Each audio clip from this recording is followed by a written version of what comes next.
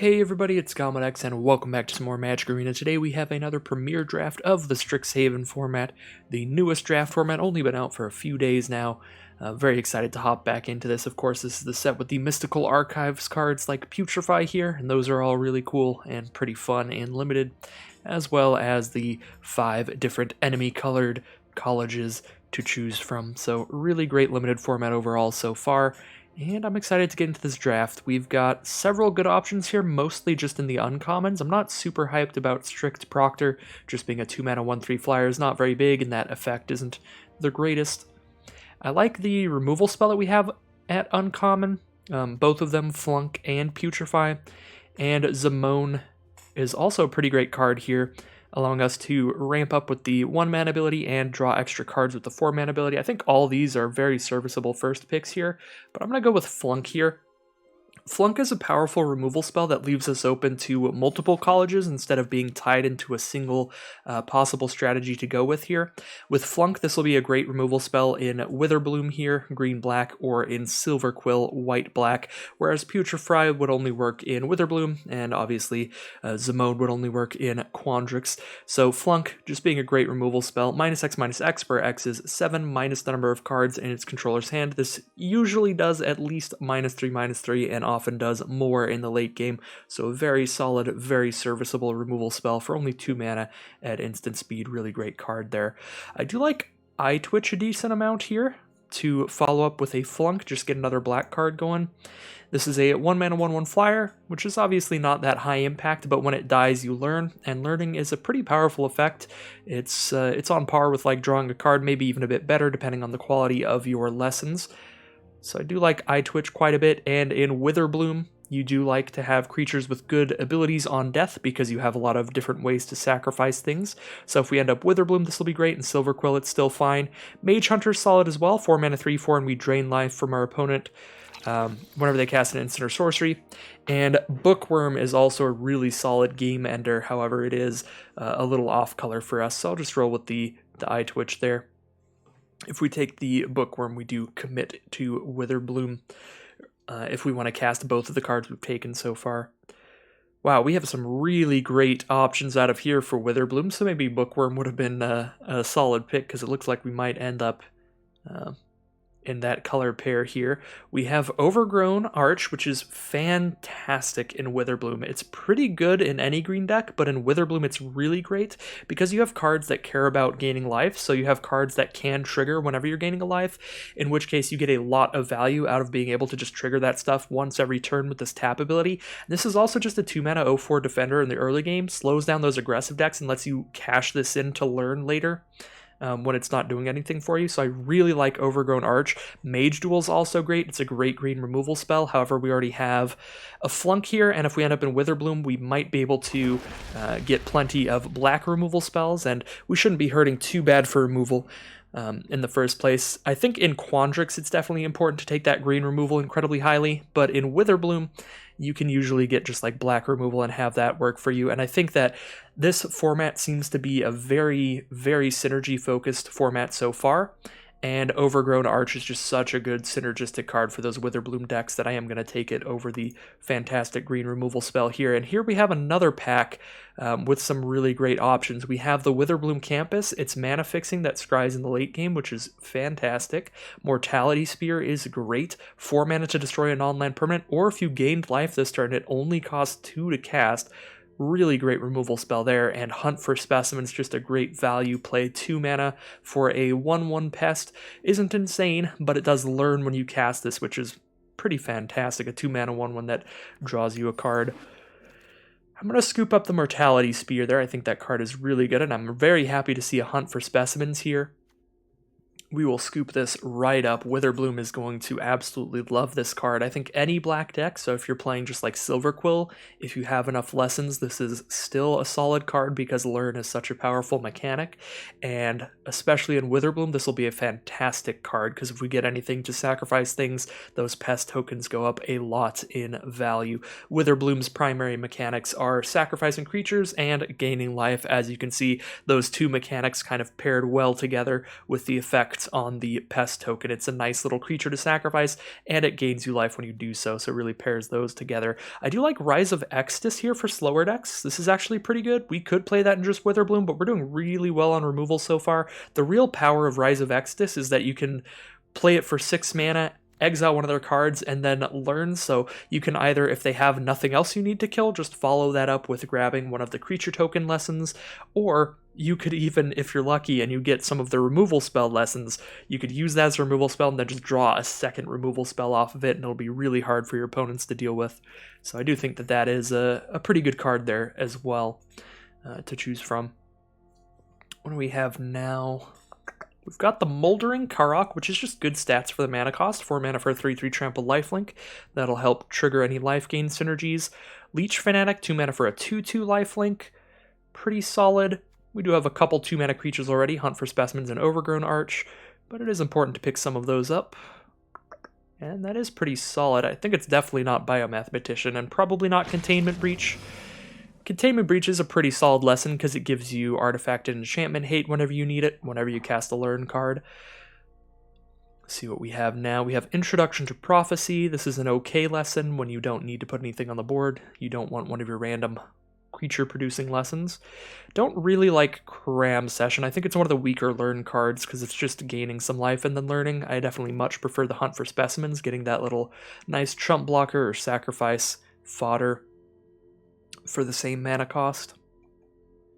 Don't really like big play. This is like a combat trick kind of thing. I don't think that's what we're really looking to do in Witherbloom. I guess I can just take the Scurrid Colony here, a fine 2/2 that gets a lot better in the late game, or we just take Introduction to Prophecy to make sure we have some amount of lessons, but ideally we can pick up better ones, and I do think Environmental Sciences is a better lesson. This makes splashing in off-color stuff pretty easy.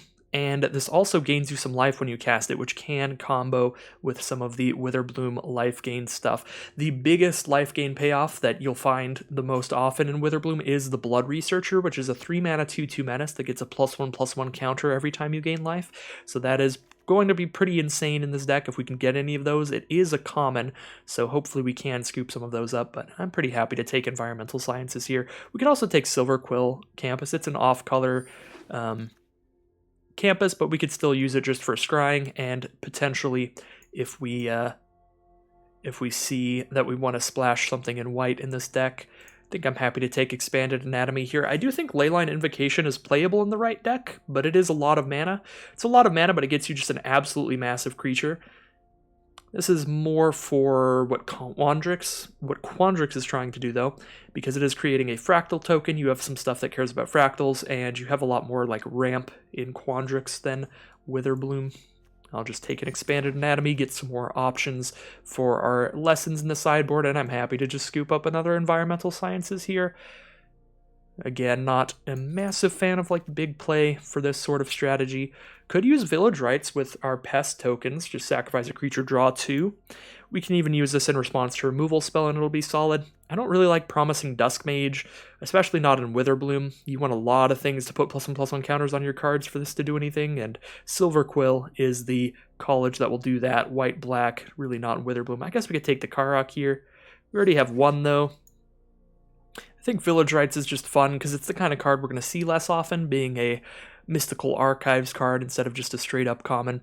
Although it's not that powerful, Moldering Karok probably a bit better in the grand scheme of things. It's just, this is a fancy little Mystical Archives card. This is an incredibly late Pigment Storm, actually. 5 mana for 5 damage to something, and you get to deal the excess damage to somebody. And an incredibly late Prismari Campus as well. Prismari might be pretty open, but we saw a really late Moldering Karok, so might just be a little weird draft pod. I'll just take the Springmane Serve, and this is fine in Witherbloom. You'll find, as I said before, some cards that care about getting life gain triggers. If you don't have anything that cares about the life gain in your deck, then this is pretty filler. But if it's helping any of your other life gain cards, then it's solid. Okay, there's the Blood Researcher, and I think with what we have here, I might just scoop up a Blood Researcher. I mean, we have Moldering Karok, Springmane Servant, Overgrown Arc, a pest token from Hunt for Specimens, The lessons that we're getting from Eye Twitch and Hunt for Specimens can gain life. We have 2 Environmental Sciences gaining life. We have a lot of cards to trigger Blood Researcher, and this can get very big very quickly. However, there is another solid Witherbloom card in this pack, the Deadly Brew. 2 mana, each player sacrifices a creature Planeswalker. If you sacrificed a permanent this way, then you get to return another one from your graveyard to your hand. So really, really good with pest tokens. You make your opponent ideally sacrifice a decent creature while you're just sacrificing a 1/1, and you bring something back from your grave to your hand when you do it. So this is a really solid card, really hard pick between the Deadly Brew and the Blood Researcher, but I really think this card is incredibly important to give us a massive game-ending card. So I'm going to scoop up the Blood Researcher there. And here I think we're happy to take a Professor of Zoomancy. It's a fine creature on turn 4, a 4/3 that comes with a 1/1 pest token, gives us more stuff to sacrifice, and just a decent amount of power and toughness for its mana cost. Outside of that in our color scheme, I guess there is a Fractal Summoning which can be important to pick up. We've got a couple learn cards here. We have Eye Twitch, we have Overgrown Arc, Hunt for Specimens. That's 3 cards that can learn. So taking a nice late game lesson could be powerful here. So if we draw one of those cards like Hunt for Specimens when we have like 8 lands out, it's still very powerful instead of just grabbing us in Environmental Sciences. Yeah, that actually seems pretty important here. I guess I can go with the Fractal Summoning. I feel like Fractal Summoning would be a little less likely to wheel because lessons are potentially in high demand, and it's a hybrid card, so any green or blue deck could throw this in. I'll take the Fractal Summoning here. Seems like a pretty important lesson to get. Ooh, and we get a pretty fun rare here. I don't think it's all that incredible. Obviously, that's a little weird to say because it is a 4-mana 11/10, which is absolutely massive, but you do need to support this card a lot. You want to make sure to have a lot of things to sacrifice when this is out, because if not, this card can really blow up on you. If you cast this when you only have 1 other creature on board, and then you just go to combat, when you attack, your trigger will go on the stack. Your opponent can respond when your trigger's on the stack to use an instant speed removal spell on your other creature, and then it'll make you sacrifice the Titan itself. So you can really get blown out with this card playing it at the wrong time, and it gets trump blocked pretty easily. But that being said, those are the downsides to the 4-mana 11/10, so they can be pretty big downsides if we're getting a creature that massive, and it can still be a certainly playable bomby card. So we will take the Demogoth Titan anyway, and see if we can support it well. Definitely looking for more Hunt for Specimens. If we can get the Witherbloom lesson, that'll be fantastic as well. The lesson that spits out a couple pest tokens. So here we have the Demogoth Woe Eater, 4 mana for a 7/6. With the same drawback. However, with this one, if you sacrifice the Woe Eater itself, you get to cash it in and still do something. You get to have your opponents discard a card, you draw a card, and you gain 2 life. So this is like a slightly weaker Demogoth Titan. It's not as explosive when it actually gets to hit your opponent, but the upside on this, the plus side on this, is that it can just sacrifice itself. So I do like the Demogoth Woe Eater a lot there, especially when we already have the Demogoth Titan. We're already now moving into the more sacrifice sort of strategy than the more life gain kind of strategy, and we're very highly looking for cards like Pest Summoning. So yeah, we just take more cards that'll combo well if we pick up the cards like that. And because of those 2 big Demogoths, we are going to take a Pest Summoning here over a Karok Wrangler, but Karok Wrangler is pretty good. It is a little slow to get running. You have to play it on 5, but that Magecraft ability is quite fantastic, putting a +1/+1 counter on whatever creature you want when you cast instants and sorceries. That being said, this is a pretty synergy-heavy format and a pretty synergy-heavy deck here with sacrifice cards and life gain cards, so Pest Summoning seems like a pretty important sort of ability for this deck, and we'll probably end up playing that in the sideboard to learn it off our 2-mana cards if we can, but it depends on how things progress here, how many more learn cards we get. Plumb the Forbidden is solid with enough stuff to sacrifice. Even if you sacrifice nothing with this card, you do spend 2 mana, draw a card, lose 1 life, and it can do a lot more later in the game. It's a really good response to a removal spell. They target your creature with a removal spell, and then you're like, alright, I'll get a little more value out of it anyway.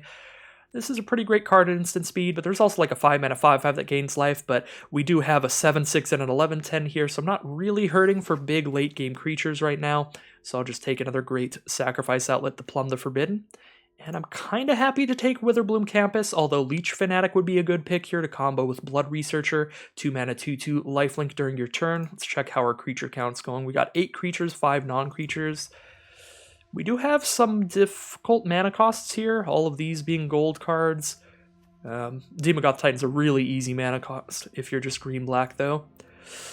I do really like the campuses, but Leech Fanatic could be a pick. Yeah, we got a decent amount of like pest token life gain anyway. And we can just get a Leech Fanatic out of this pick, so that makes me much more happy about the Witherbloom Campus I just took if I can get the Leech Fanatic anyway. I would rather have 1 Leech Fanatic, 1 Witherbloom Campus than 2 Leech Fanatics, so that panned out pretty well.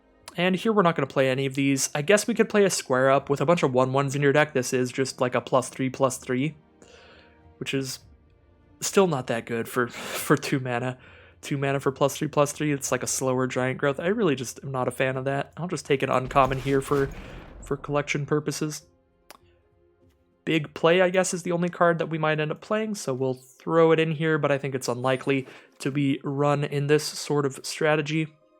We could play an Archivist, so we'll throw that up there at our high mana costs. And Introduction to Prophecy, get a few more lessons to choose from for our learn cards. That seems fine to me. For collection purposes, I'm going to take this Thrill of Possibility. I find it highly unlikely we'll be splashing in blue. The difficult hybrid costs like that on the Demogoth Titan really incentivize you to stick to just your one college. Like, don't splash in anything off color, because these are like really hard to cast if you end up 3 color splashing and stuff, but they're incredibly easy to cast if you end up in just 2 color, which is I don't know, I kind of like that on these cards, because they are the sort of cards that are like, all right, stop doing all your splashy stuff, stop taking all these off-color campuses, just stick to your college, stick to your guts there. We do have Channel, which is a mythic rare Mystical Archives card that is banned in Historic, so that's really cool. However, it's not banned because of its limited power level, it's banned because of its constructed power level. This pack is generally pretty weak. Maybe an Unwilling Ingredient here as a decent sacrifice outlet. Fortifying Drought is actually the kind of combat trick we would like in a Witherbloom deck, because it combos well with life gain, becoming an even bigger pump spell, and it combos well with like Blood Researchers. I guess I'll take a Fortifying Drought here. Not a very exciting pack. And I think I'll take a Deadly Brew here. Actually, this is another... Every pick is a difficult pick. We've got Deadly Brew or Hunt for Specimens here. Both of these are really good. I do want more cards to learn and more cards to create pests, so I'm kind of leaning to Hunt for Specimens for that, but Deadly Brew is just so powerful. Making your opponent sacrifice one of their cards and then grabbing something back. Field Trip's pretty good as well. It ramps you up a bit and you learn, but our deck isn't really going to need Field Trip because we're kind of just stop our curve at 4 mana. Don't really need more than 4 lands here. Yeah, Deadly Brew or Hunt for Specimens are my main choices here. I'm gonna take the Deadly Brew, hope that we can wheel a Hunt for Specimens. Don't know how likely that is, but I'm sure we'll find out here. And now we have an Arrogant Poet or a Pledge Mage. I think I prefer a Pledge Mage here. Big old 5/5 that can gain us some life. What do we have otherwise? This can give things +1/+1 and Trample and Vigilance. That's whatever. Charge Through's kind of whatever. Just a cantrip that gives Trample till end of turn. That could be cute with a Demogoth Titan. Although I don't know if it's worth it for that like one combo. I guess it's good with like Blood Research as well if they double block, try to stop damage. That could be cute, but that's definitely the kind of card that's a small enough impact that it should wheel, so we'll see if we can get that later. Now we have Mage Hunter's Onslaught, seems great here. 4 mana, destroy a creature, Planeswalker. Infuse with Vitality is solid. Give a creature Death Touch and then bring it back to the battlefield when it dies and gain 2 life, so you just have one of your creatures trade up. It's a more situational removal spell for sure, so I still think I prefer Mage Hunter's Onslaught by a little bit. But yeah, those are options. We have Mage Hunter here for another creature. We're going to have a lot of instants and sorceries that make creatures here. We have the Hunt for Specimens, and we can learn for like pest summoning, so we don't need a super high creature count. And in this format in general, I have found that you don't need as high creature counts as often. I'll just take a Mage Hunter's Onslaught here. Now we have a Field Trip, I guess. Seems solid. Get another learn card in here. We do have the Biblioplex, which can draw you a card sometimes, but it is pretty rare. You have to wait till you have either 7 cards in hand or 0 cards in hand, and then you also have to have an instant or sorcery on top of your library. Then it maybe draws a card. So it's kind of a lot of hoops to jump through to potentially draw extra cards, but when it's a land, there's not a huge downside to it, although when we have cards like Demogoth Titan, that downside will come up a little more frequently than usual, because this card needs 4 colored mana specifically. That colorless is not going to help cast a card like that at all. I'll just take a field trip here. I honestly think Eliminate is probably stronger than Witherbloom Command here. Eliminate 2 mana to destroy a creature planeswalker with mana value 3 or less. Witherbloom Command gives a creature -3/-1. Like, -3/-1 is just not going to kill a lot of stuff when this is a sorcery speed card, unfortunately. And then it can maybe draw us a land, mill 3 and then draw a land. It can destroy a non-creature, non-land permanent with value 2 or less. I don't know how often that's going to come into play, because like non-creatures that are 2 or less, that's pretty cheap. The life drain effect isn't that good. I think Eliminate's just better. Just instant speed. Definitely destroys stuff. Ooh, I'm very happy to get another Pest Summoning here. We definitely need these kind of cards with these Demogoths, and we are going to take it over Containment Breach, so again, we're not going to have that artifact enchantment removal at our disposal, unfortunately, but I think Pest Summoning is just perfect for this deck. Another Fractal Summoning? We did pick one of those up. Yeah, we did. So we do have a Fractal Summoning in the lesson board already. We've got several Pest Summonings. I could see just taking another creature here. We got 11. Although we do have some things that make creatures. We could take another Witherbloom Campus, but we're just in 2 colors here, so we don't need mana fixing super highly. Yeah, I'll just... Oh my god, I just let Pigment Storm go off. Well, that was a big punt. I was just going to take another 2/2 there, so we're not missing out on a massive amount. And I certainly am letting the timer go out a little much here. I'm pretty happy to take Unwilling Ingredient here. It's a great card to sacrifice. I'll just Confront the Past on the side. I don't know how that ended up in there. Ooh, we did wheel the Hunt for Specimens. I'm so happy about that. This is like one of the best 2-drops we could have in this deck, because now we get to play Hunt for Specimens turn 2 into Pest Summoning turn 3, and we can try to do that consistently, so we might be able to have those 3 Pest tokens out and then just drop a turn 4 Demogoth Titan. That will be the dream curve, and the more Hunt for Specimens and Pest Summonings we have, the more often that'll happen, so that seems pretty great. And now we're just doing a little bit of rare drafts, fill out our vault a little faster there. I think I only have to cut like 1 more card out of here, and I'll probably cut like Big Play. If this gave Trample instead of Reach, I would leave it in just because of the Demogoths, which is fun, but I like Charge Through more than Big Play for sure with these 2 cards. And worst case scenario on Charge Through, if we just don't have anything big out, we can just cycle this to draw a card for 1 mana. Just replace it with whatever we might actually need. Team Pennant could be okay, again with those big creatures that just don't have a way to punch their damage through. Giving them Trample could be solid. This isn't that much to equip. I'm actually going to throw that in the deck for now, and we'll consider leaving that in, depending on what we still have in this deck. Maybe we cut something a little weaker. Yep, everything in our sideboard is now just a lesson or something off color, so we don't really need to take a look at that in deck building. Alright, so I need to cut 1 more card here. So we have the Team Pennant that we just threw in. That might be a cut. I think we're probably supposed to cut a non-creature here. We only have 11 creatures, although we do have 2 Hunt for Specimens, and those do grab lessons from the sideboard. We have several lessons to make creatures, Pest Summonings, and Fractal Summoning. So we're doing pretty fine on the creature count. However, we do need to have creatures to sacrifice. Hopefully that'll just be from all of the Pest tokens we're making. I think we do just cut a non-creature here. We've got enough lessons. I do want to leave the field trip in, even if it's not like ramping us too much, and make sure that we hit 4 mana if we have a field trip and 3 lands in hand, so that's still solid there. Definitely like the removal.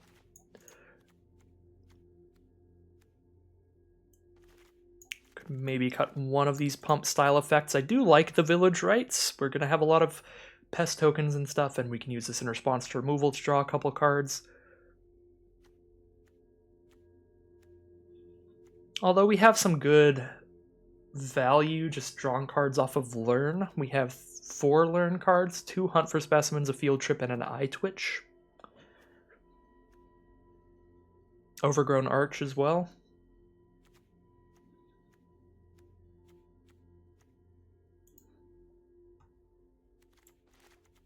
Maybe.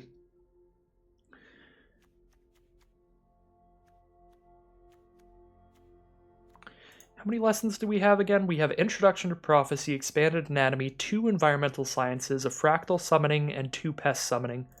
Yeah, I like leaving a ton of Learn in, so I think I do like leaving Field Trip in. So we just cut one of these here. I don't want to cut a land here.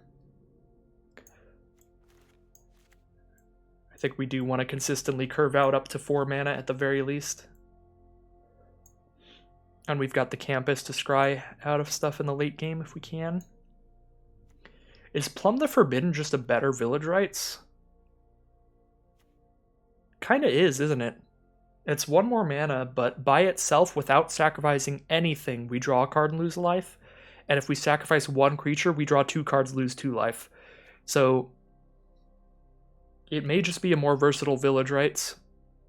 Because we can sacrifice it, or we can cast it without sacrificing anything. We're never going to play Village Rites turn 1 anyway, so the fact that this is 1 mana and this is 2 isn't a huge difference. And this could also maybe get us out of like a board wipe, like a Wrath effect, draw a bunch of cards. This might just be a more versatile Village Rites. So if we want to cut one of these, I think I might cut the Village Rites, even though it's just, that artwork is so cool. The Mystical Archive for sure, looking cool there. I like the Fortifying Drought. We've got a decent amount of life gain just randomly in here. I like the Charge Through, of course, with those massive creatures to give trample to, and Team Pennant in here for the same reason. Yeah, I guess I will just cut a Village Rites here, and this will be our 40 that we're running. I could see maybe cutting like the Fortifying Drought, I guess, because like our biggest game-ending creatures are already going to be bigger than everything, 7/6 and an 11/10. But the Fortifying Drought just works well with... It works really well with Blood Researcher, but we only got 1 of those. I think Witherbloom was definitely contested in our draft pod. But it works like super well with like a Leech Fanatic as well. Hit him for 4, gain 4. Maybe win at combat there. Yeah, maybe Fortifying Drought's a little weird. Maybe Village Rites makes more sense than Fortifying Drought. So we definitely have pests and sacrifice fodder outside of pests. We have 2 Hunt for Specimens, 2 Pest Summonings. That's a lot of pests right there. We've got Unwilling Ingredient, that's just sacrificial fodder, and Eye Twitch, that's just sacrificial fodder.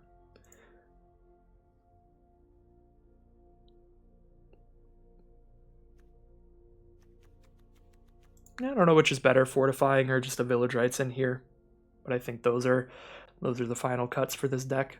I guess we have like Deadly Brew to sacrifice stuff as well, so...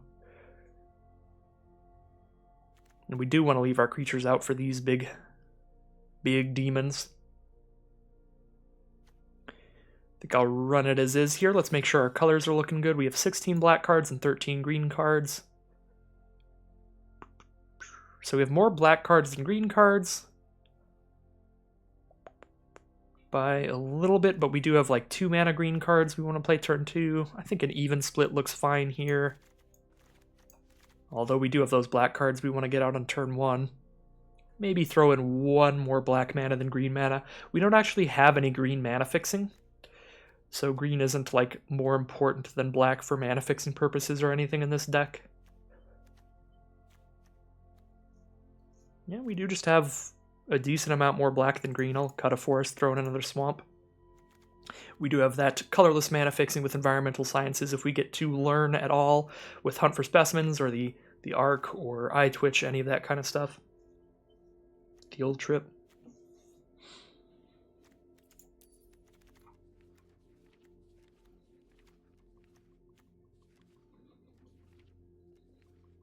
I'm pretty happy that I took that Blood Researcher when I did, because we had to take that pretty early, and that's the only one we saw. And I do think we've got more than enough life gain for it to be quite solid. Obviously, the dream play is the turn 2 Arch into it. That's just brutal if they don't have immediate removal. Alright, so here we are this time around with a Witherbloom deck. First time trying out this college in the draft format. I'm excited to get into it. I think this deck looks pretty solid. Some big creatures to try to close out the game. Blood Researcher and the Demogoths. And a decent stack of removal. Nice consistent looking deck. Some good learn cards. You definitely always want some of that kind of card advantage going for you.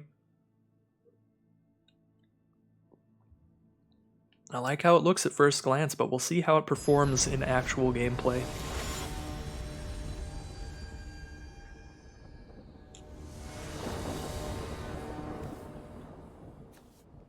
Alright, so we are on the play here. We do have the turn 1 Eye Twitch, the turn 2 Leech Fanatic. We have an early game removal spell. Definitely worth a keep here.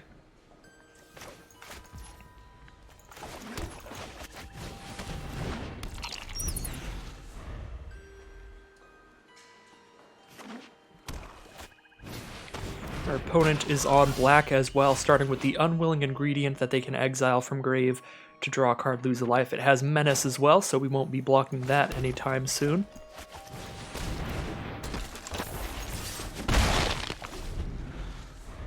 We'll start off with our life-linking Leech Fanatic since it's the best early game attacker here, Scurrid Colony being better later on, or once they play like a flying creature. Only on black so far, just 2 swamps from our opponent. Well, I guess we attack in and cast our Scurrid Colony this turn. Just keep curving out. Could also hold up the Eliminate, but we're trying to draw more lands here, and if we draw another land next turn, we don't have a next turn play anyway. So if they cast something we need to eliminate, we can just do it on our next turn because we won't have anything else to cast. Better to get our curve out.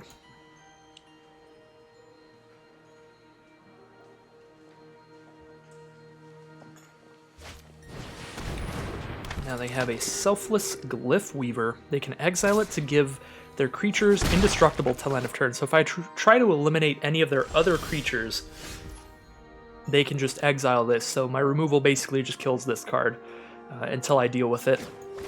In that case, I kind of want to just deal with it right now. So if they play anything better later on and I draw a removal spell that can kill it, I can actually just kill that card. And if I kill it right now, I get to stay aggressive, chip in for 5 more, put them down to 11.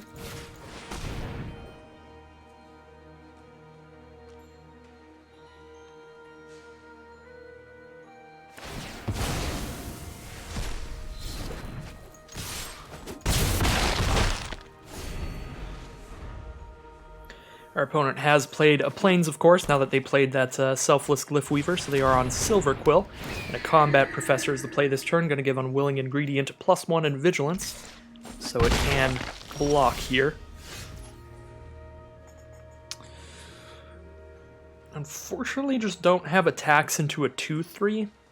I could attack with everybody, then I would be sacrificing a Scurrid Colony to get in for 3. Or sacrificing a Leech Fanatic, I guess, would be the best card for them to kill here. Seems not worth it. That just puts them to 8, and then I definitely don't have attacks next turn. I think we have to just pass here.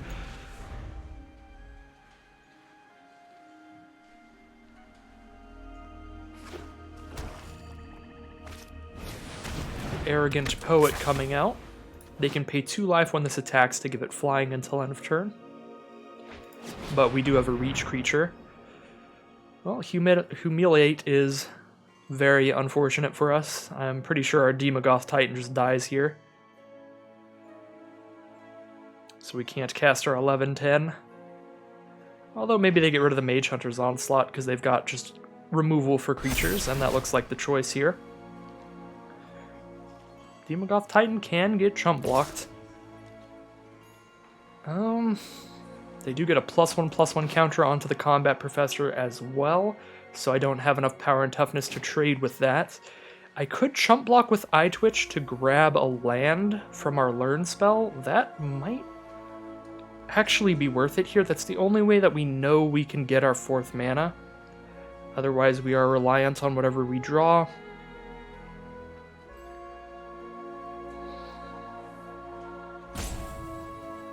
But if I kill it now, I can't sacrifice it to the Titan later, which is rough. This is a pretty hard pick. we grab an Environmental Sciences off of iTwitch, or we just draw blindly and save all of our creatures on board to have more creatures to sacrifice.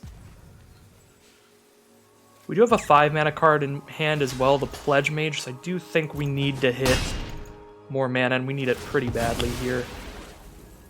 So this is a rough position to be put in, but I think we have to just grab Environmental Sciences, and of course we do just hit the 4th land immediately. We are just punished. Yeah, just play the Demogoth Titan here.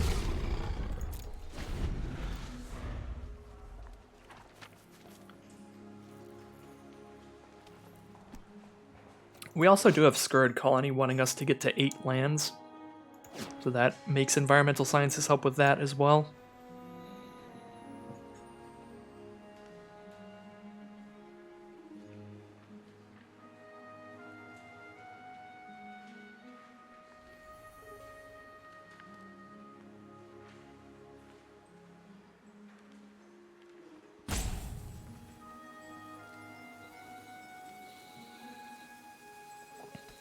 Attacking with our Demogoth Titan's pretty bad right now because they can just block with Unwilling Ingredient, so we trade one of our 2/2s down.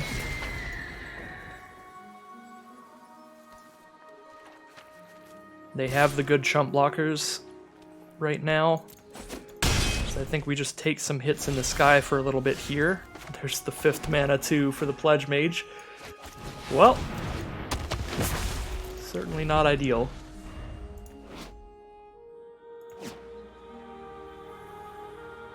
If we had not blocked the Combat Professor because we did just naturally draw the 4th mana off the top, we could have attacked and sacrificed the iTwitch, then grabbed a Pest Summoning to have 2 more valid attacks with Demogoth Titan. So that, clearly in hindsight, would have been the better play, but I think it was really important that we hit the mana, and we hit it quickly. And we couldn't know that we were just going to immediately draw into 2 mana. We could only hope. We are taking 10 in the sky here. Oh wow, are they going to go all out?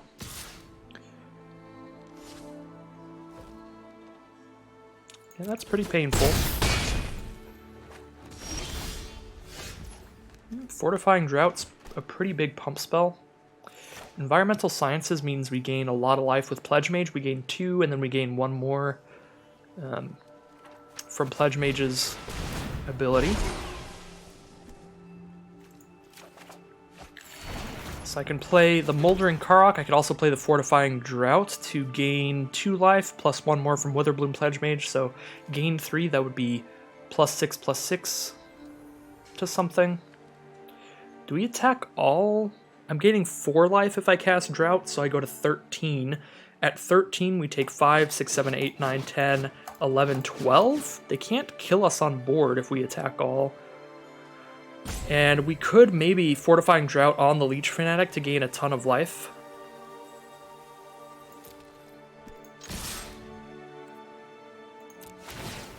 I think we actually, yeah, just get aggressive attack all, because we can't block their best stuff here. We can only chump block. The only thing we'd be blocking on the ground is a 1/1. And we'd have to leave 2 creatures back to block that, because this they can just pay 2 life and attack with that as well. So they just block there, take 5, 6, 7, +6. That should be lethal. Possibly here. Oh yeah. Oh my god, yeah, that's... Go to -2 there. So, yeah, I think the Fortifying Drought was definitely a fine choice to leave in, at least for that game. It managed to close it out for us. That card can become a really explosively large pump spell with the Witherbloom life gain synergies. That is not how I expected that game to go at all. I think that's our decision to just chump block with the iTwitch. I thought that might cost us the game there because we did just draw that land immediately. But the Fortifying Drought just was a great draw to get that aggressive attack in there. Now we are heading into the next round. I think we've got a solid keeper here. We can play Witherbloom Campus turn 1 and drop down a colony turn 2. We have an early game removal spell, a nice little flunk here. And we'll see what we draw into over time. Star Pupil will start things out for our opponent.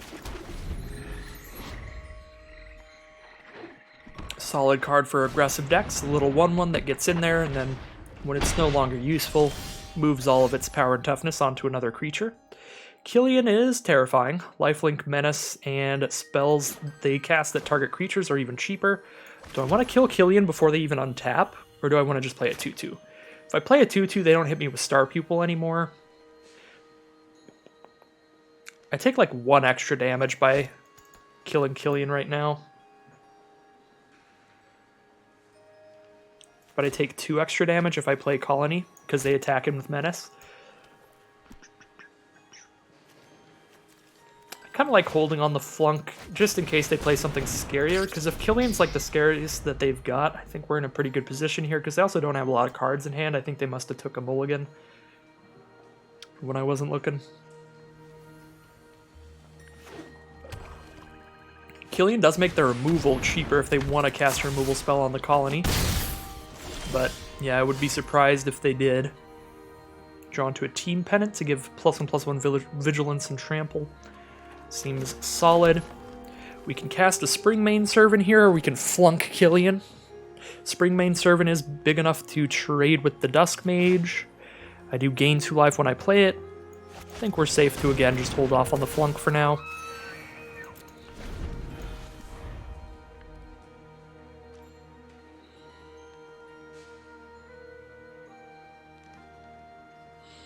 Because if we just play a bunch of just random mediocre creatures, eventually Killian doesn't really attack in anymore, whereas a 4 or 5 mana big creature could, like if they get a 4/4 or 5/5 or something. But if we just play enough creatures to block through the Menace, like if we draw any pest tokens or anything, Killian's not going to be a good attacker.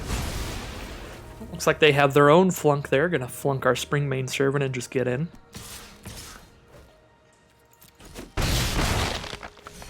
Two cards in hand for them. One of them is a Zephyr Boots. Well, thankfully we have a reach creature. Oh, the Overgrown Arch is not a reach creature. I think we play... I could play Team Pennant and equip it, but that costs all of my mana if that's my play. That would make it so we have a 3/3 that can block whatever they throw Zephyr Boots onto, but then if they throw the Zephyr Boots onto Killian, we can't block that.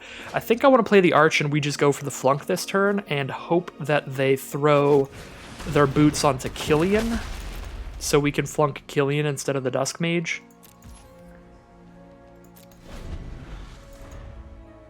Of course, if they play another mana here, then they could move the boots over, but they can't do it at instant speed, so I guess that doesn't really matter. Guiding Voice, put a counter on a creature. Yeah, we're not going to flunk a Star Pupil, so that'll resolve here. We could flunk the Star Pupil, then they move the +1/+1 counter over, and we stop them from learning. But I don't think that's worth it when they have Killian on board. Ooh, they're going to cast Environmental Sciences here, so they're just making sure to hit their 4th mana. Gaining some life. That actually makes me mildly scared of what's in their hand if they needed that 4th mana here.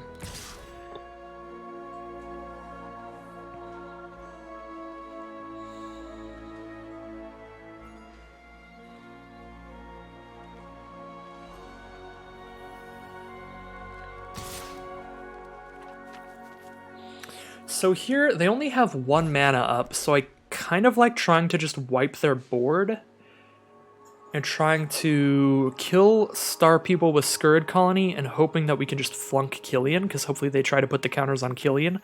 If they try to throw the counters on Dusk Mage, which they might because it would draw a card when it dies, then we can kill that as well, although that is worse for us, definitely. If they turn that into a 4/5, we don't have great blocks for it. Maybe we just don't block the Star Pupil. Kind of just, yeah, I'm gonna play it a little ballsy here. We're gonna just hope they're throwing those counters on Killian. All right, they're throwing them on Dusk Mage. That's fine. We'll get rid of the Dusk Mage then. Ooh, perfect. We just draw a Mortality Spear anyway. Well, they're not going to have haste in white-black, so I'll just gain the life so I can Mortality Spear for only 2. That way I can afford to cast our Team Pennant and hold up the mana to either charge through or sacrifice the Arch to learn. Which is an important ability to remember, because we could sacrifice this to draw into like a fractal summoning.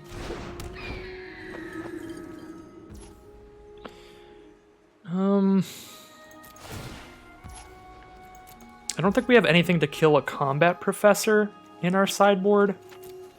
And of course, Arena's not working right now. Let me check my deck tracker thing. We have 2 Pest Summoning, Introduction to Prophecy, Expanded Anatomy, Fractal Summoning. Yeah, I don't think any of our lessons are good enough to sacrifice the Arch for right now when we could just be gaining life with it. However, I think it's probably good enough to just charge through on the Combat Professor and just cycle this thing. If we need Trample on something, then we have a Team Pennant to give Trample, so I don't think that charge through is that important. Pest Token doesn't help a ton. But this is cheaper than the Field Trip. So we could cast a 3-mana lesson after this. We could cast a Pest Summoning if we want to. Could cast Introduction to Prophecy. I think we are actually just digging for an answer to a flyer here. Yeah, I like grabbing the Introduction to Prophecy, and we can afford to cast that. Scry 2, draw a card. Blood Researcher is such a good card, but we do have the Arch out right now, so we gain a life every turn. We put a counter on it every turn. Give it Vigilance Trample. Is it good enough to draw that right now and wait on removal for Combat Professor? We take 3 damage a turn off this, and they get to draw a discard every turn. We gain a life every turn. It's probably a slow enough clock that we can draw into our Blood Researcher here.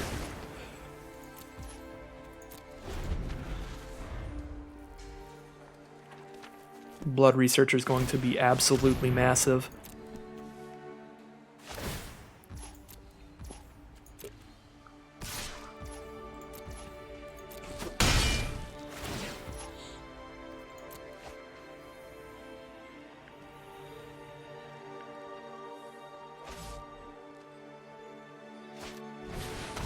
Humiliate. Oh, man. That's not good at all. There goes Blood Researcher.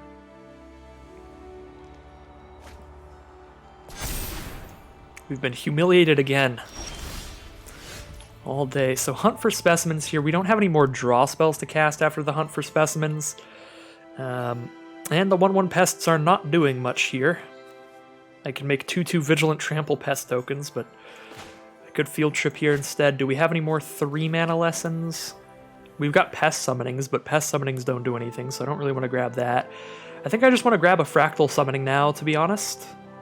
And then we can make a big old Vigilant Trampling Fractal, and that's our best hopes. So Field Trip it is, because that'll give us more lands to make the Fractal even bigger. Yeah, Fractal Summoning, Expanded Anatomy. Could Expanded Anatomy on a Pest token, I guess, get attacking just right now.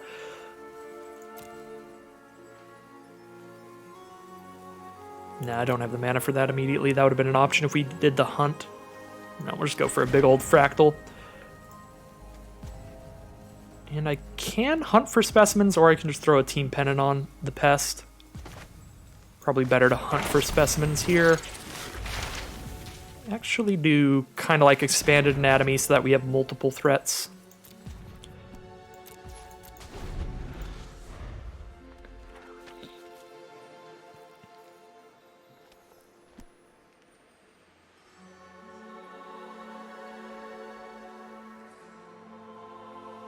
So Combat Professor is hitting us for 4 damage a turn now that it's got a +1/+1 counter from that Humiliate.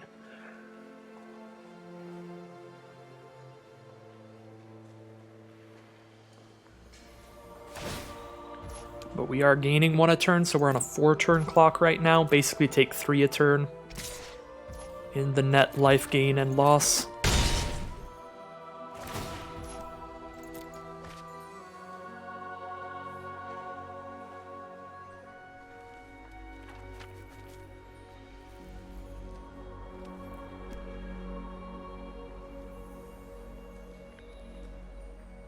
The Zephyr Boots are so sweet because even if the creature already has flying, this is just a great ability to be able to trigger every turn in the late game. Dig for what you need.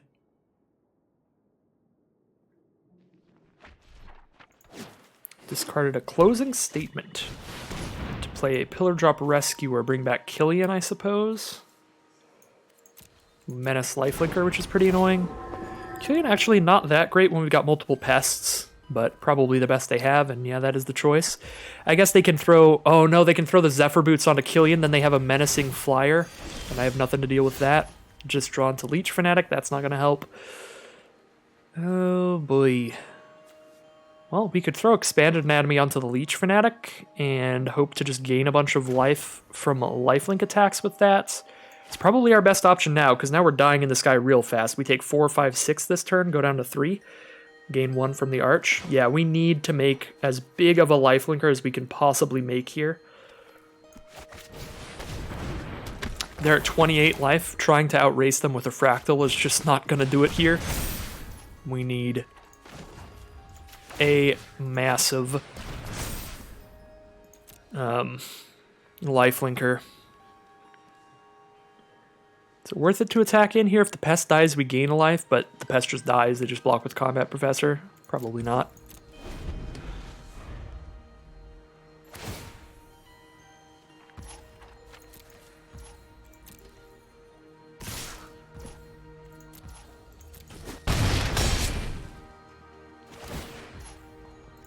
We are down to 3, but we will gain 4 from Leech Fanatic, 5 if we throw the Pennant onto it. They have their own Leech Fanatic. And a Killian. They have enough power and toughness they can kill our Leech Fanatic if they block with their Combat Professor as well. Okay.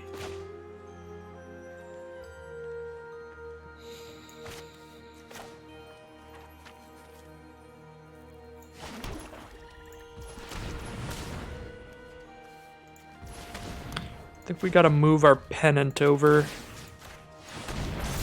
Now this is big enough, the only way they can kill it is if they block with Combat Professor and something else, so we can actually kill that flyer at least. And we gain 5 off of this attack.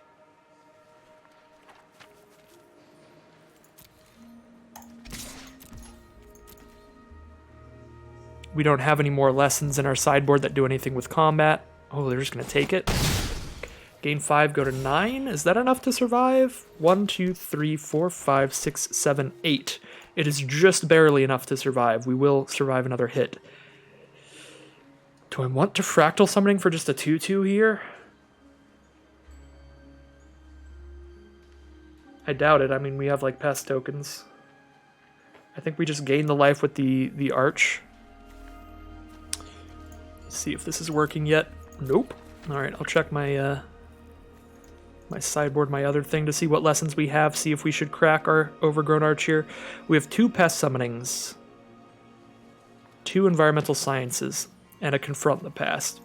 So 2 Pest Summoning, 2 Environmental Sciences are our options. We could Environmental Sciences to gain some life, but that seems not worth it. I don't think making the Pest, or the Fractal is worth it when we're making it as a 2-2.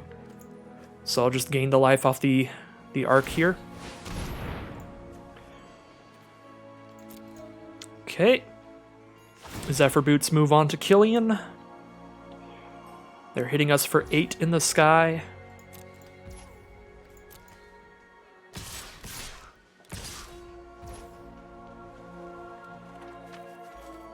We can't block any of this.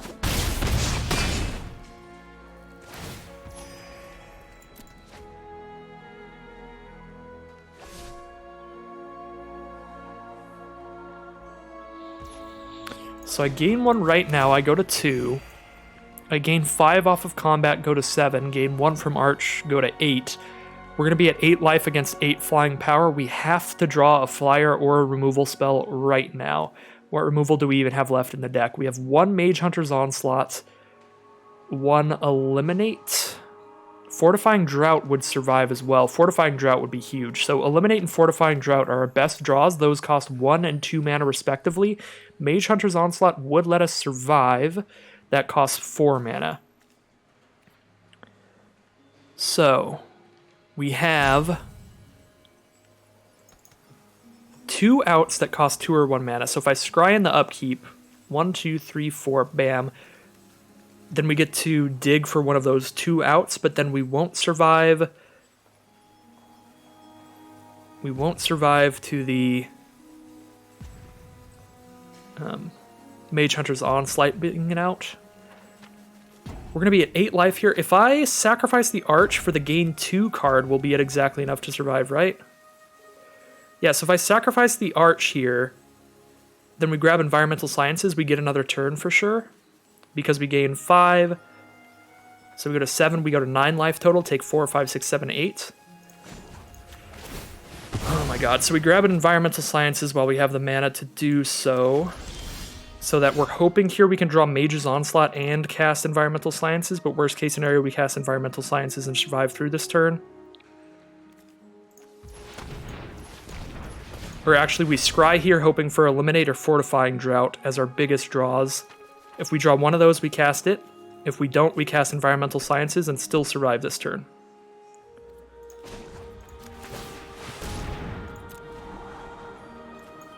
Demogoth Titan is definitely not an out. We hit a Forest. So we go to the main phase. We gotta send in with the Leech Fanatic. Gotta gain that 5 life, go to 7.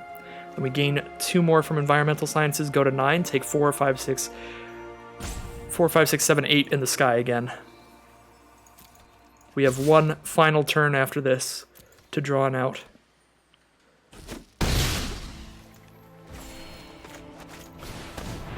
Thanks to Environmental Sciences letting us gain 2 instead of 1 this turn.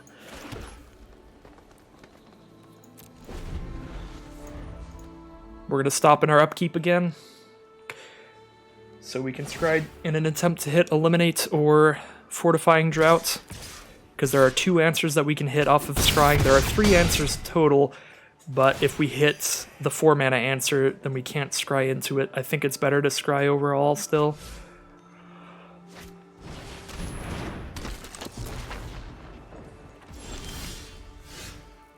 Although if we scry now, they also could just have too many creatures for us. We gain 5 off of Leech Fanatic, we go to 6 here. We go to 6 life. If we draw Eliminate, we kill like Killian here, and then they just throw that Zephyr Boots onto something else. So we have to just kill Killian at instant speed and take 6. So we still die. We die with an Eliminate now, because Eliminate only kills Killian, and these 2 get in for 6 if they put the plus on one of those. So we need like specifically Fortifying Drought or Mage's Onslaught. So because Eliminate isn't an answer anymore, I think we don't scry, because if we scry, we can't cast Eliminate, because we only have Mage's Onslaught. Actually, no, yeah, we can now, because we have another land in hand. Okay. We can cast Mage Hunter's Onslaught even after a scry because of the land we drew off of the last lesson we did. And unfortunately, we're just going to get another land, so we did not get there.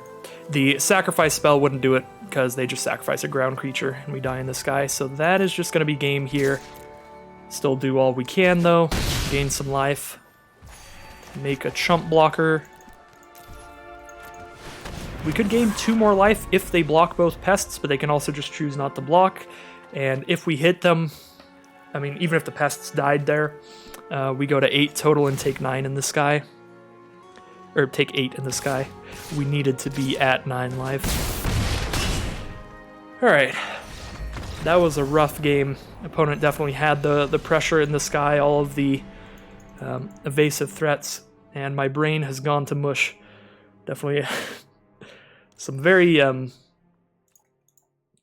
very hard-fought game to try to survive just by the skin on our teeth, but did not make it in the end.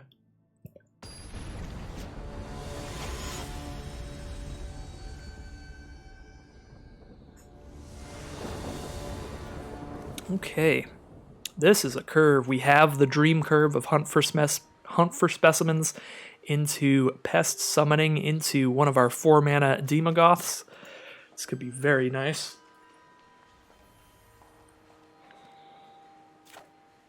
definite keep here. And we are playing against a Silver Quill player, starting with the Silver Quill Campus.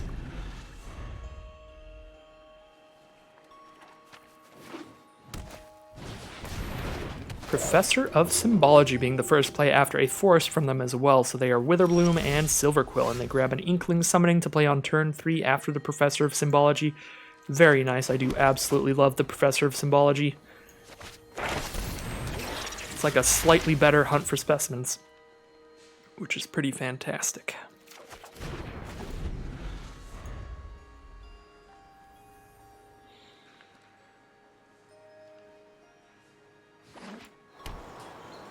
Ooh, another tapped land for them, so they don't get to cast the Inkling Summoning here, but they do drop down a Leech Fanatic. We'll just play our turn 3 Pest Summoning here.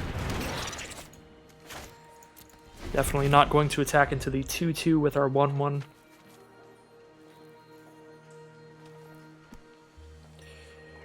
Probably not going to block it either, because we want these as sacrifice fodder for our Demogoths.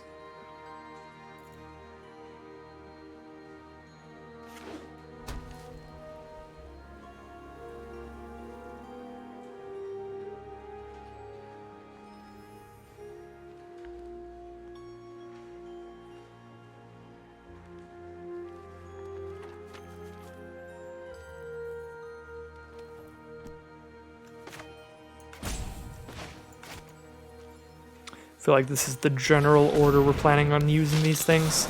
Well, I hate Blood Researchers, so I'm probably going to Mortality Spear that immediately. Definitely in our sealed event yesterday, the biggest mistake of the event was having killed a Gnarled Professor instead of a Blood Researcher, because the Blood Researcher was just a 2/2 at the time, but just immediately the next turn the Blood Researcher became a 5/5, so it just immediately became larger than any other threat in the deck. This card is very, very, very strong. Becomes so massive so quickly.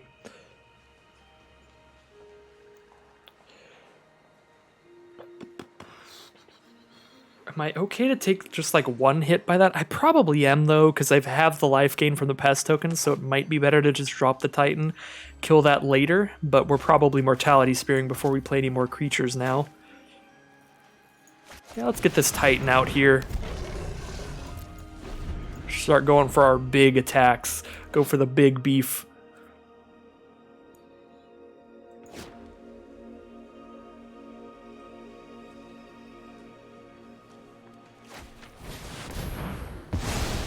Or they could exile the Titan.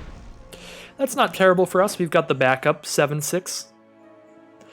A little smaller, but a little less risky because we have the backup plan of sacrificing it to itself and still getting a bit of value.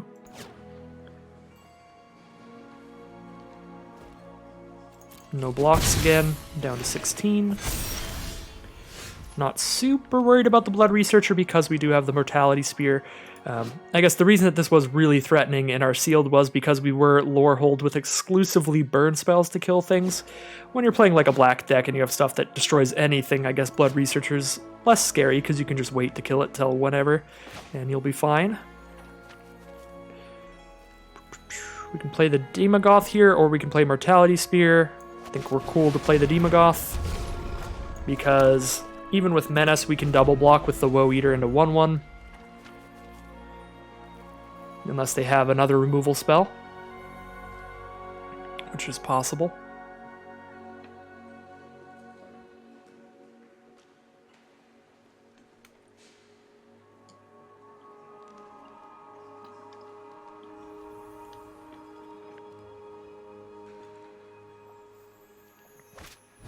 Spiteful Squad. Well, they have a great blocker now.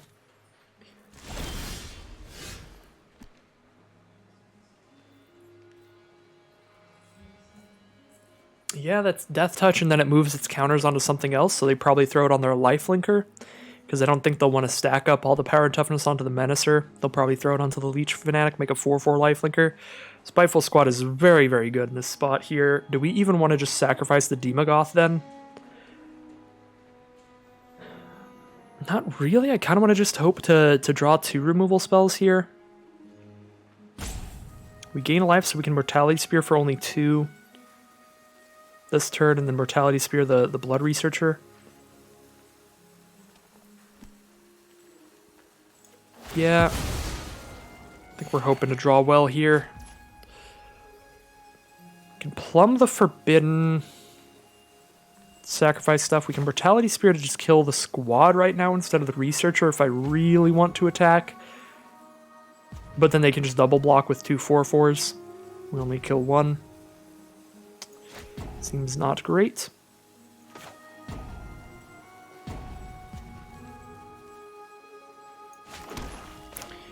Guess we can just play the Servant and hold up a Plumb the Forbidden.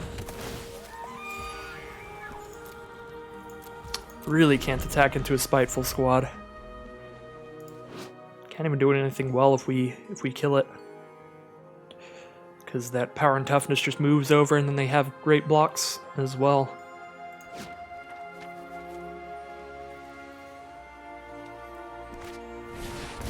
Inkling Summonings, they get a 2/1 flyer here.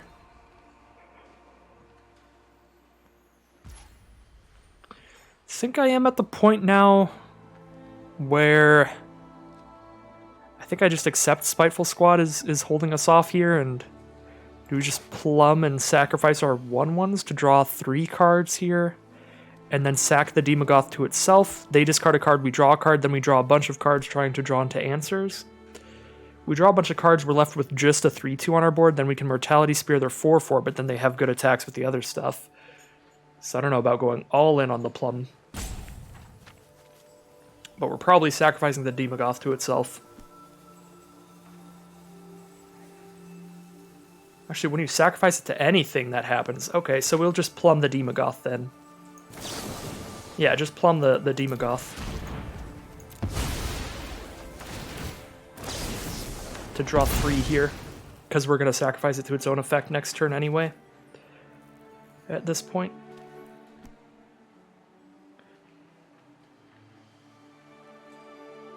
That's really nice. And that it's on any sacrifice.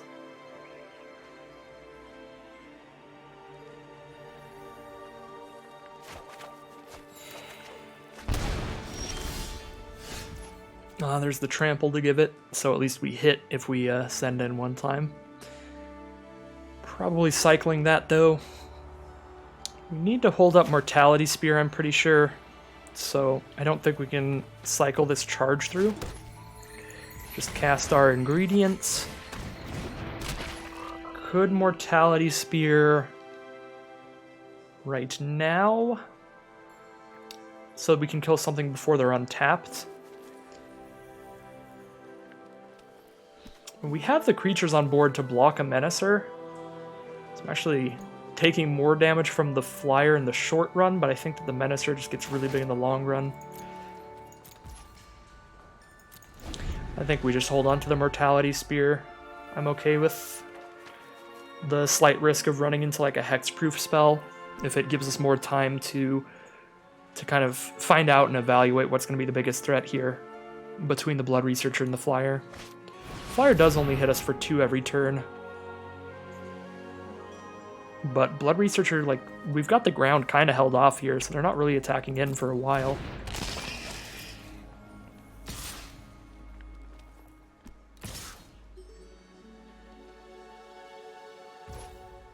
I guess they are sending him with the Leech Fanatic. That turns the Blood Researcher into a 5/5 now.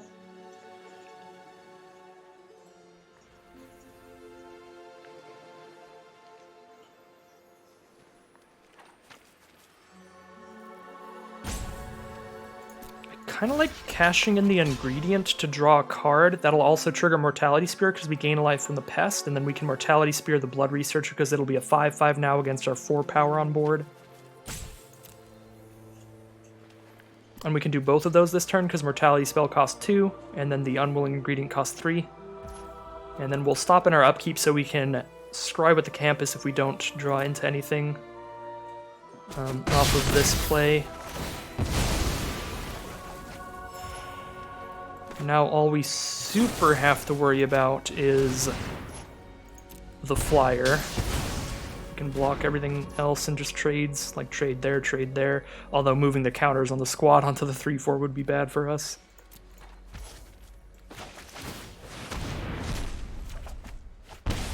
Drawn to a Fortifying Drought.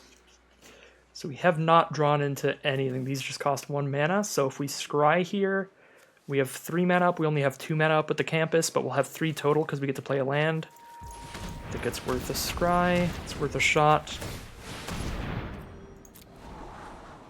Karok, we draw a 4-drop. Maybe not worth the shot drawing into the 4-drop here. But now we have Fortifying Drought up for a good block. And then we play the Karok next turn.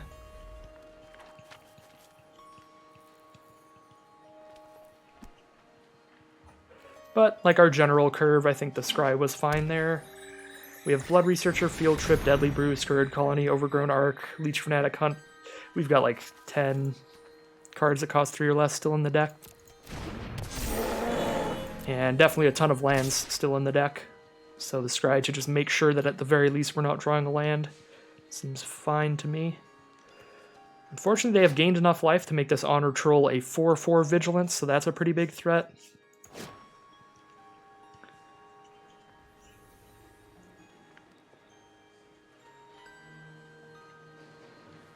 They're considering attacking him with something else. If they do, I will trade my Pump spell for the Mage Hunter, if they send that in. If they send in the Spiteful Squad, I might trade my Pest up into it, or I might just let it hit me. Because if I trade my Pest up into it and then they make their Inkling a 4/3 flyer, that's pretty bad news. Yeah, this is not ideal. Really don't like getting hit by the Spiteful Squad here, because I just don't have good trades for it, so it's kind of unblockable right now.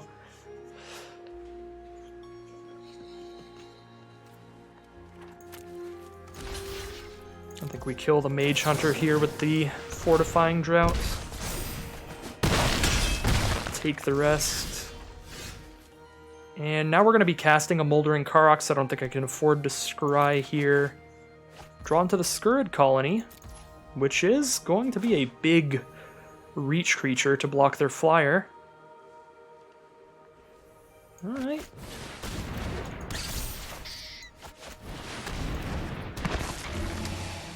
Not bad at all. Do I hold on to the swamp so I could learn and discard a card to draw a card? With a campus out, probably not. That feels unlikely to be something that happens. Like if I draw a learn card, I'll just draw a pest summoning or something rather than that. Actually, fractal summoning would be pretty big here. Can't attack in against the 4/4. Well, at least now their flyer can't attack me until the Spiteful Squad dies, because then the flyer becomes a 4/3. And even at a 4/3, the Scurrid Colony will at least trade for it. So I think now we're trading Spiteful Squad off. We trade the squad off for the Servant, and then if they throw the counters on the flyer, we can just trade the flyer off for the colony.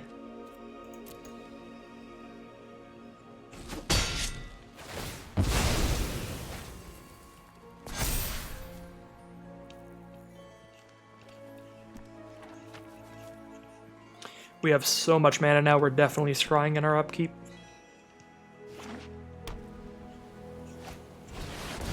Howland Shield Mage. Alright, well, the 4/3 flyer is no longer getting blocked because that means the 3/3 flyer gets to keep attacking us for the rest of the game. As long as Scurrid Colony's untapped, the 3/3 flyer can't attack in at least, so it's stopping 3 damage a turn even by not trading.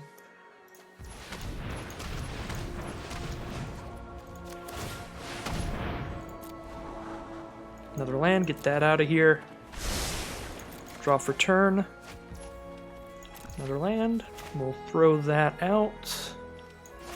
Again for campus, so that now we can scry and still have 5 mana up in case we draw our 1/5 mana creature. Now that we have that green mana up, I'm thinking about definitely cycling Charge through. Probably just do it right now. It's kind of whatever. Cycle it to draw into something, hoping to draw Mage Hunter's Onslaught to destroy a creature. Although we just draw another land here. So we will have to wait till the upkeep to get our next draw. And we'll definitely scry there as well.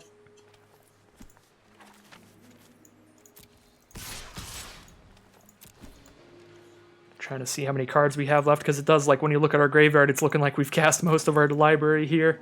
So I'm getting a little worried on that front. Take 8 and go to 5 here. We'll probably have to pop off the Moldering Karok and Pest token onto the Armor Troll. Don't quite have to do it yet. Maybe should have just done it right now to be extra safe here in case they have like a pump spell or something, but I don't know. We're definitely not trading Scurrid Colony for the Honor Troll, and don't love trading for the 4/3 flyer either yet. Because if we just get a Mage Hunter's Onslaught, we get to kill that flyer. This blocks that all day long, these trade. That's the hope.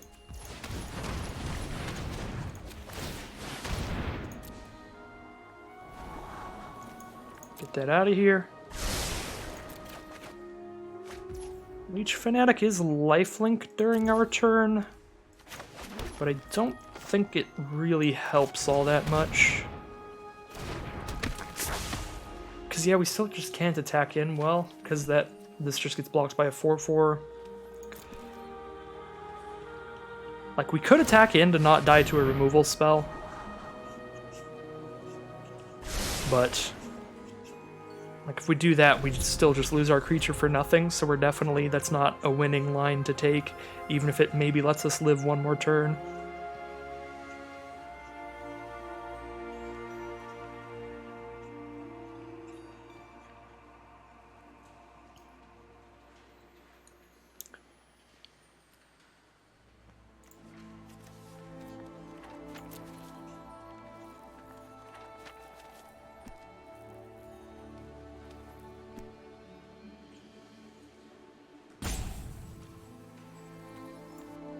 We got 17 cards left. We got 15 cards we don't know about and 2 lands on bottom. Cards do we have left right now? I don't know if we have anything that gets us out at this point. We still have like the Mage Hunter's Onslaught. I don't know if that's enough now, but it's something. I guess they do just attack in with the 4/3 here. I think at this point we have to make this trade. We go to 1 life otherwise. If we're at 1 life and we top deck Mage Hunter's Onslaught, we kill that flyer, we have a block there, we have a double block there, we have a block there. So like on board, Mage Hunter's Onslaught still sort of stabilizes. So do we just go to 1? Oh dear, I guess so.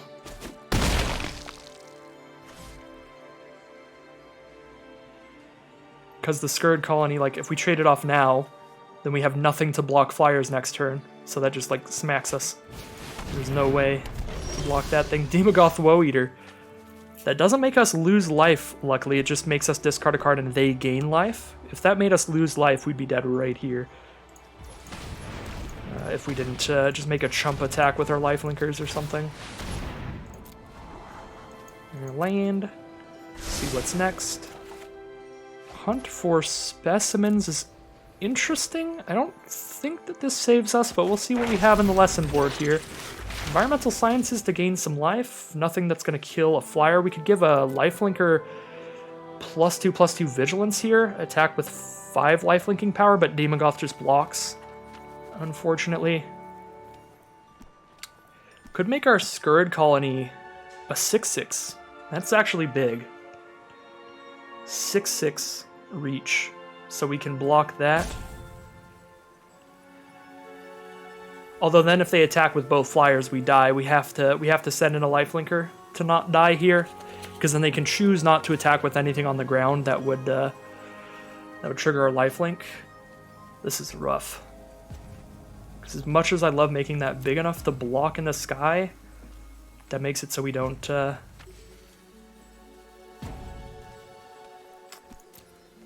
attack in with a lifelinker on the ground as well. I mean, I'm pretty sure that's just our only option here. None of this stops flyers, really.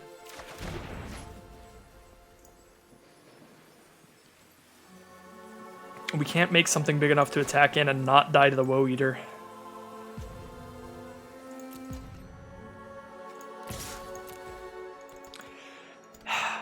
I'll just attack there so I only take 3 in the sky. They know exactly what's in my hands. They know this is a free block.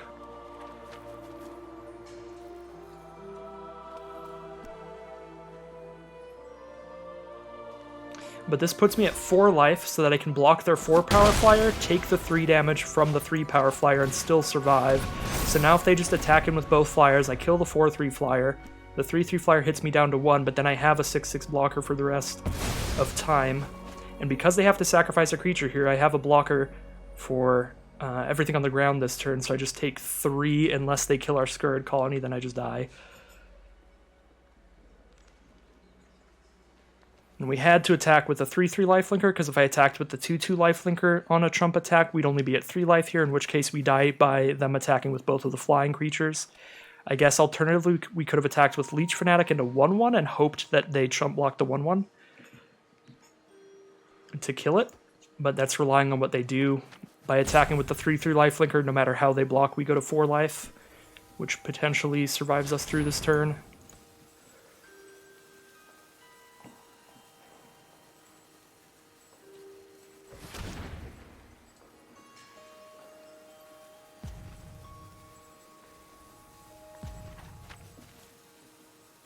See what they're on about here.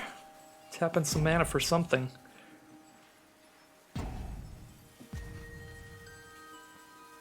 This is a pretty insane format. Like, I feel like we're only 3 games in, but the games are just very, very long and very thought out in this format for sure.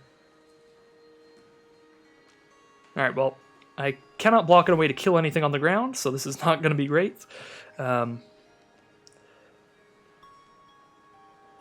We have to just make the chomps on the ground, so we just block with the pest tokens there, gain some life.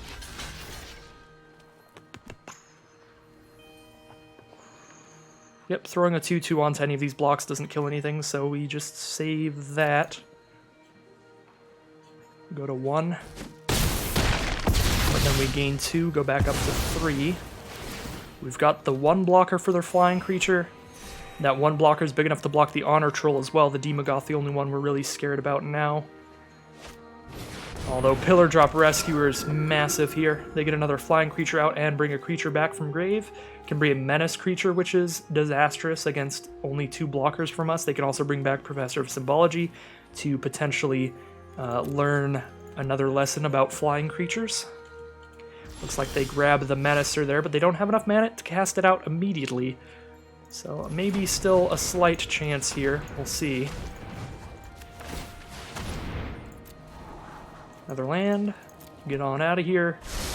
And the draw is an Eliminate, which is not enough to kill anything on board except their Honor Troll. So we can kill their Honor Troll.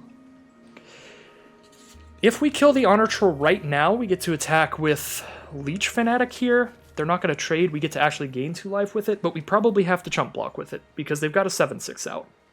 So like we could block there, but then this like just hits us. We don't really want to do the trade there. Well, I guess we can if push comes to shove. We probably have to hold on to Eliminate here. They're going to have 3 attackers. They're not going to be able to attack us with all 4, so we can just let one of them through. I guess if they attack us with these 3, we have to like block there, kill Honor Troll. Or chump block there, kill Honor Troll. Yeah, I think we have to just pass here. Like, I could eliminate Honor Troll and attack with Leech Fanatic there, then I go to 5 life with a single blocker out. They just sacrifice their lowest power creature and attack with all these. I can block that and take 7. I go to -2. Actually, no, Honor Troll wouldn't be out there, so I'd have to block there, trade, and take 3. I'd be at 2 life, but then my board's entirely gone.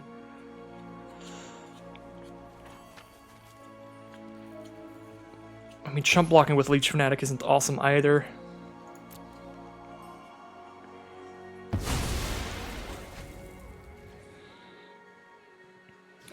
But now if they go for the all attack, just trying to break in for lethal, I do get to kill the Shield Mage and kill the Troll. The only thing they have left is the Demogoth. And then they cast their Menace creature. They have to sacrifice the Demogoth next turn, probably. Yeah, unfortunately my only way to survive is by casting Eliminate here, so I can't save it for the Menace creature. So we can kill that, chump there, and kill Honor Troll. They lose 2 of their creatures, we lose 1.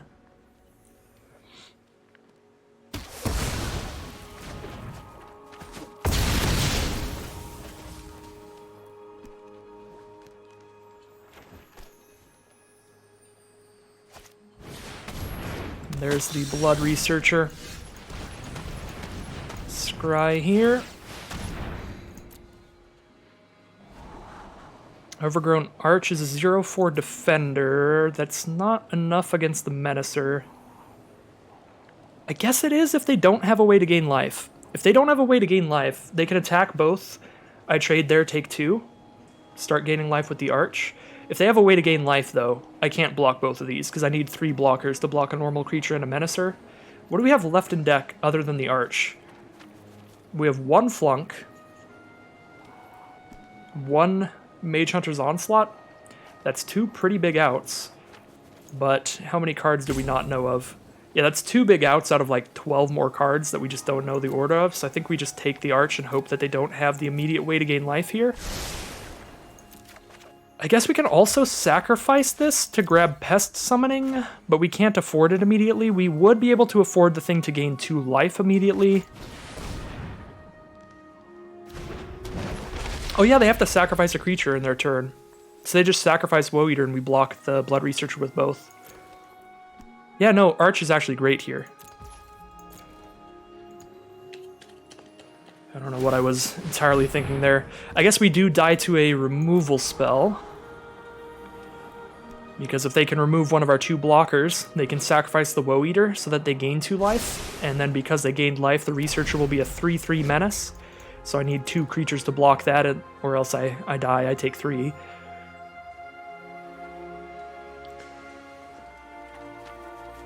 And they are going to sacrifice the Blood Researcher here, maybe? They keep reading it, so we'll see. Looks like they sacrificed the Woe Eater. That definitely makes more sense to me. They draw a card and gain life, so that gets them closer to a removal spell, and if they draw one here, they win on the spot. And that is definitely the choice that I would make there.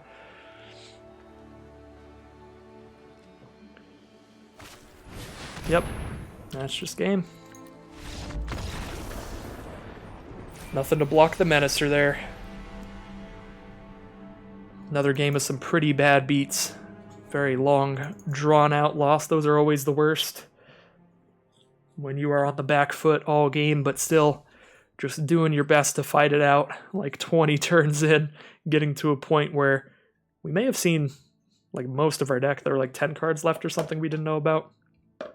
Got very deep in there. So we are heading into round 4, 1 and 2. This may be my first run in Strixhaven with less than a 3-3 win rate, which would be sad. Well, we'll find out. I'll do my best to make sure that doesn't happen here. I feel like I have been fighting pretty hard so far. We'll keep that momentum up to where at least I'm doing my best. Emergent Sequence from our opponent. Oh dear. It's going to ramp him up and make a 2-2. Kind of like just killing that thing here, but I can't kill that and cast anything else this turn. Unless I want a Fortifying Drought just to get a couple extra damage in. Maybe charge through just to cycle here. Yeah, I want to kill that here, keep them off of the ramp, but I also like curving out. If I draw another land next turn, I can cast 2 2-mana cards and then kill that. That seems fine. Yeah, we'll curve out our creatures here.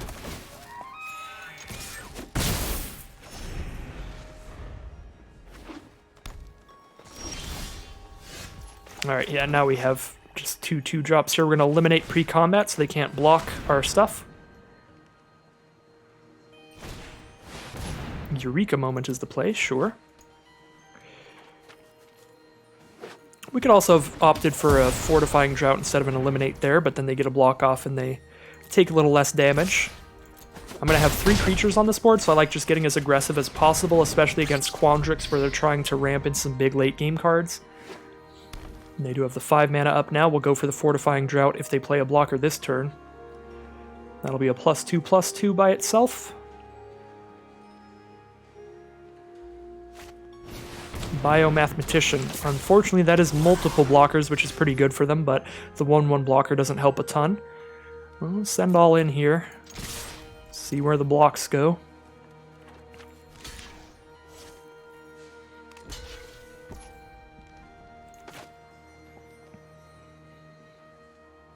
I like buffing the Servant to save it here. Do I like giving Trample to cycle? If I give Trample, they take 3 more damage. So right now they take 4 and go to 9. They go to 6 if I charge through here, and I draw another card, which could draw me into like a 2-mana black creature. Yeah, I don't expect the Trample to do a ton later. Like, sure, we can trample over a Fractal, but our creatures are like 2 and 3 power, so I don't expect charge through to get us more than like 3 damage this game, unless of course we draw the Demogoth Titan. But this may be a game where we're trying to kill them before we even cast this thing. Holding on to our Plumb the Forbidding, so if they try to use some removal here, we can draw additional cards, but if they don't use any removal by their end step, we'll just Plumb the Forbidden to draw 1 card here, because I think we're just trying to find just a little bit more gas to push through this board if we can. Ooh. Those are some really good blockers here. 3/2 that gains a couple life, and the Needlethorn Drake being a Death Toucher to kill whatever it blocks. I think I still like just plumbing for 1 card here. Blood Researcher is the draw. With a Leech Fanatic on board, and the fact that we're going to kill a creature on every block they make here, I like just dropping this pre-combat to get more counters on it, rather than playing the Titan, because this they have to block with multiple creatures. So if we just whittle down their creature count here, we'll have pretty great attacks with a Blood Researcher. They go down to 6 now. Blood Researcher's a 3/3 menace. We still have the 2/2 out. They just have a 1/1. But they do have that 6 mana now. They're definitely ramping up. Biomathematician. This card is very good in multiples. The more of these that you have, the more powerful it is, because you start buffing all the fractals. Of course, now they have a 2/2 and a 1/1, so if I attack with Blood Researcher, they can just trade it with both the fractals. Also, Demogoth Titan is not going to be good here because of the fact that they have the 1/1, 2/2 chump blockers, so unless I draw my other way to give menace, Demogoth's not going to be great. Although we do get to sacrifice Unwilling Ingredient, so it's still worth just dropping it out, I think. But I don't think we have a great attack here. I mean, if we attack in with both of these, they double block there, I have nothing on board anymore. They don't have anything on board anymore, but then it's 3 cards against 2, and Demogoth definitely worse the least creatures you have on board. Yeah, I don't think our attacks are great here. So I'm just going to go to our end step. And I'm not going to be scrying right now, because if I try to scry in our upkeep, we're going to have 0 mana up, so I don't think it's worth scrying when you have 0 mana left up after scrying.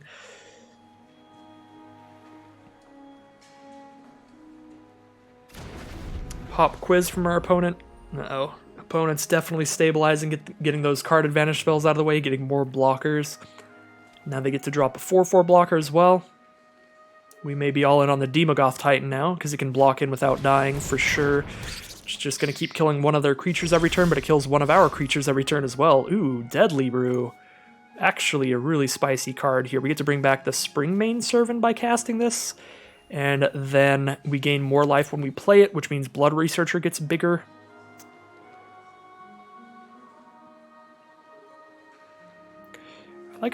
Do I like attacking first or Deadly Brewing first? If I Deadly Brew first, Blood Researcher does turn into a 4/4. And a 4/4 menace, does that attack in well here? Yeah, I think we're just trying to kill as many of their creatures as possible, so probably do, and sacrifice the Unwilling Ingredient here.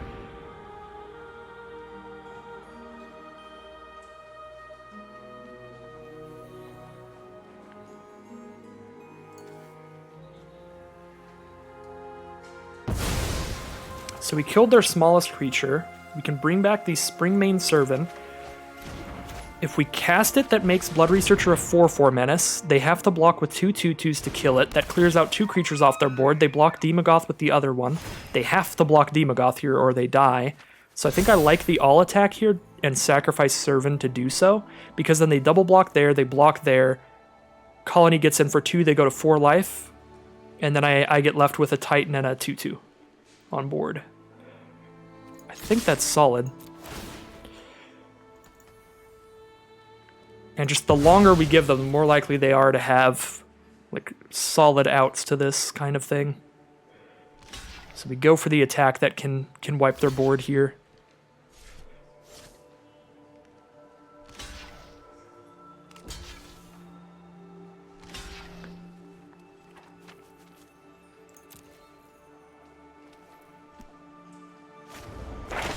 Arcane Subtraction. Alright, well they've got the outs then. So they eat the Blood Researcher at no cost here. Grab another blocker with the lesson they grab off of this. Another 4/4 blocker as well.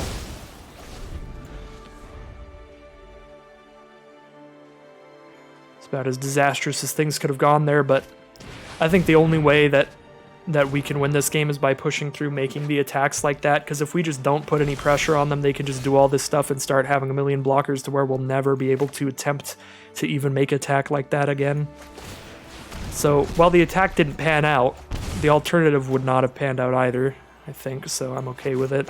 Hunt for Specimens is pretty great here. We get some pest tokens to sacrifice, and that is really important. And now with a pest summoning, we'll get even more. Try to just one by one whittle down their creatures at the cost of one pest a turn. At this rate.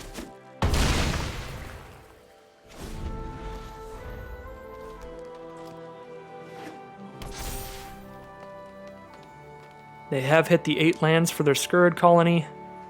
So that is a 4/4 now. Elemental Summoning. We'll play our Pest Summoning here before the attack. So we can keep sending in the Titan, but now they've got the 4/4s to stop the colony.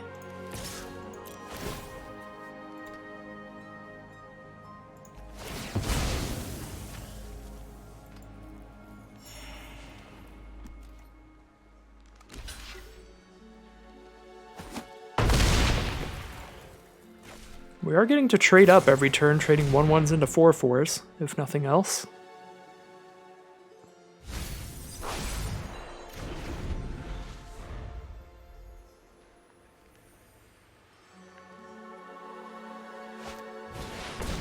Springmane Servant gaining them some life. They're back up to 6 now, so trying to go wide doesn't work as well. Tempted by the Oryx, a pretty great card. Steal one of your opponent's creatures. Only steals a cheap creature, but still that kind of effect is always quite powerful. Scry for a 2-mana card here. Is that worth it? Maybe not.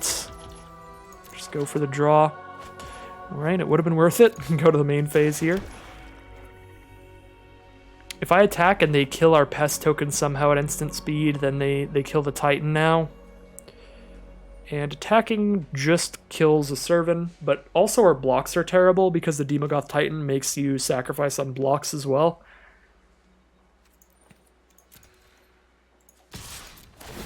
I'll just stay proactive here as long as I can. Because I definitely don't want to block if I leave the Titan unblocked, because then, like, the only reason I wouldn't attack here is if I'm scared of, like, a bounce spell or something. And if they have that bounce spell, it's just going to be worse for me on blocks than it would be on attacks.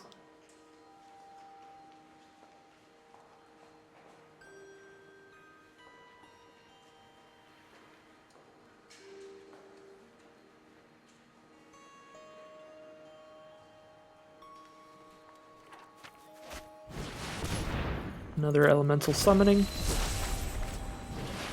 Professor of Zoomancy. They now have enough power and toughness to trade into our Demogoth Titan and leave our board empty. So just the immense amounts of card advantage they've gotten throughout this game have now definitely stabilized them.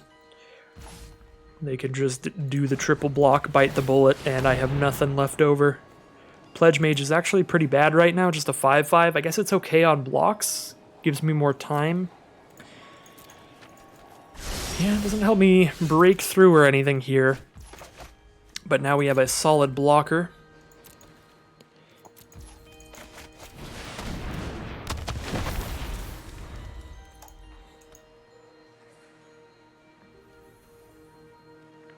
I can have 3 mana up after scrying if we scry in our upkeep now.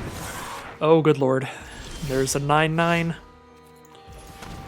Yeah, now I'm just digging for like an eliminate to kill the 9/9, I think. Oops. I can't untap that mana. Land on top. so if we didn't scry, we just draw land. I guess if we do scry, we draw land as well. Pass turn. We can block the 9/9 and trade our Witherbloom Pledge Mage up into it, I guess. Oh my god, Tanazir Quandrix doubles the amount of +1/+1 counters on a creature, which turns the 9/9 into an 18/18. So we take 18 and go to 9 now. We could also chump block with our 5/5, I guess. But yeah, now they just go wide and super lethal us here. We got 4 mana up after this. What do we draw into? Overgrown Arch. Pretty great on turn 2. Pretty unhelpful right now, although I don't even know what I'm digging for. Something insane. Karok is better than the Arch here probably, but pretty certain that we are super dead on board.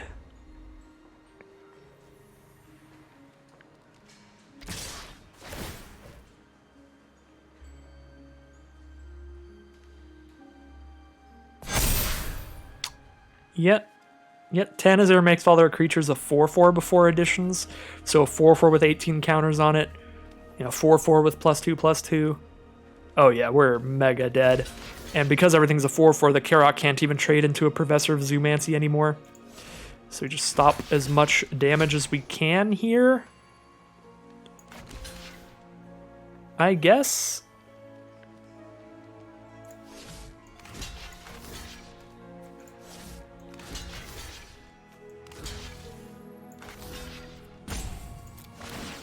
This is the most damage that we can stop, because now we don't sacrifice the lifelinker. Okay, yeah, that was not nearly enough damage. Quick maths, but I think we're dead. Oh, and that'll drop us down into Platinum Tier 2. So overall, definitely the worst draft that we have had so far in terms of win rate. I do have to say, after playing with it once, oops, not add to decks. I wanna look through the deck, do a little in memoriam here. After playing with this deck and after playing with Witherbloom one time, I definitely think that cards like Demogoth Titan are a bit of a trap. This card just was pretty bad. It gets chump blocked really easily, so you really have to have like the massive token theme to try to go for it. And even then, you have to like curve out on turn 4 and potentially have the Team Pennant or Charge Through to be able to get that extra damage out with it. We were like very close to just the ideal Demogoth Titan deck, and this card still was just very bad, I found. We had double Hunt for Specimens, double Pest Summoning to work with that. I feel like the better way that the Witherbloom decks work out is just with a stack of Blood Researchers and life gain synergies as well. Cards like the Honored Troll. I do not feel like the sacrifice strategy, at least with cards like the Demogoth Titan and the Demogoth Woe Eater, really have worked well at all. The Demogoth Titan essentially just making each player sacrifice a creature every turn, because your opponent sacrifices whatever they chump block with, and you sacrifice whatever you sacrifice when you declare the attack. So definitely, this card really underperformed. I think if I went back on the deck build here, I would have even just not drafted that, not ended up playing it. Everything else in the deck, I think most of the cards are pretty solid. Definitely the Blood Researcher, if you can ever get that going off, is great. I did like the Overgrown Arch a lot. Some of the cards we didn't really get an opportunity to play with, like Eye Twitch and stuff. I think we had good removal, Eliminate Flunk, Mortality Spear were all great. Never drew the Mage Hunter's Onslaught, but it's pretty clear what that does, so I think that was fine. Plumb the Forbidden also didn't work all that well, but it was a really fun combo with the Demogoth Woe Eater that one time. I think this was an alright deck overall. I think it underperformed based on what it could have done. I think it didn't deserve a 1-3, but not the greatest deck ever. So that will end today's Strixhaven Premier Draft. We'll go ahead and open our prize pack here to end it all off. As always, I would like to thank you very much for watching, and especially for all of the recent support. Oh my god, Mascot Exhibition. This card is sick in draft. I just have to mention that right now. If you ever see this card, take it. Whatever you're playing, just take it. This is like the best late game lesson you could possibly get, and it works in literally every color scheme. So if you have a single learn card in your deck, this card is fantastic. And the more learn you have, the better, because with multiple learn cards, you can tutor this up and have access to this every game, which is absolutely brutal. This card is great. So that's a pretty fun card to open up at the End Mascot Exhibition, being probably the most powerful lesson in the format.